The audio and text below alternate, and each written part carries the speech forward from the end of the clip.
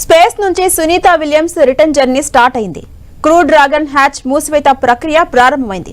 ఉదయం 10:15 అంతరిక్ష కేంద్రం నుంచి విడిపోయే ప్రక్రియ ప్రారంభం కానుంది. దాదాపు 16 గంటల తర్వాత భూ వాతావరణంలోకి వ్యోమనౌక చేరుకోబోతుంది.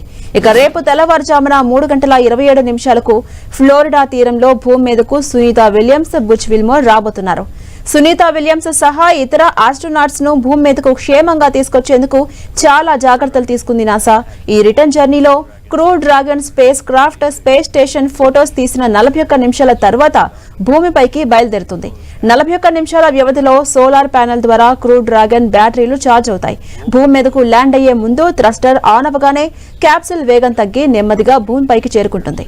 ల్యాండింగ్ కు 3 నిమిషాల ముందు 3 పారాచూట్లు తెరుచుకుంటాయి.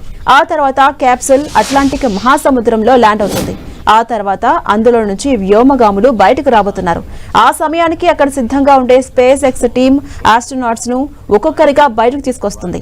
ఇక సునీత విల్మోర్ తో పాటు మరో 2 వ్యోమగాములు కూడా భూమి మీదకు అడుగు పెట్టబోతున్నారు. నాసా ఆస్ట్రోనాట్ నిక్ హౌగే, రష్యా అంతరిక్ష పరిశోధనా సంస్థ రస్కోస్మస్ కాస్మోనాట్ అలెగ్జాండర్ గోర్బనోవ్ డ్రాగన్ క్యాప్సూల్లో భూమిపైకి చేరుకోబోతున్నారు. ల్యాండింగ్ తర్వాత వారిని హ్యూస్టన్ లోని జాన్సన్ స్పేస్ సెంటర్ కు తీసుకెళ్తారు. అక్కడ వారికి వైద్య పరీక్షలు నిర్వహిస్తారు. దీర్ఘకాల అంతరిక్ష యాత్ర తర్వాత వారి శారీరక పరిస్థితిని పరిశీలిస్తారు. ఇక భూ గురుత్వాకర్షణ శక్తికి తిరిగి సర్దుబాటయ్యేలా నిపుణులు వారికి తోడ్పాటు అందిస్తారు. వ్యోమగాములు భూమిపైకి చేరుకున్నాక గురుత్వాకర్షణ శక్తిని సర్దుబాటు చేసుకోవాల్సి ఉంటుంది. వారి శ్రేయస్సు దృష్ట్యా మొదట కుర్చీలో కూర్చోబెడతారు. ఈ 9 నెలల కాలంలో ఆస్ట్రోనాట్స్ స్పేస్ స్టేషన్ కు సహకారం అందించారు. క్రూ 9 తో కలిపి స్పేస్ వాక్, అంతరిక్షంలో మొక్కల పెంపకం సహా అనేక ప్రయోగాల్లో పాల్గొన్నారు. ఐఎస్ఎస్ కోసం మెరుగైన రియాక్టర్స్ ను రూపొందించడానికి, చెక్క ఉపగ్రహాలను నిర్మించడానికి పరిశోధనలు జరిగాయి.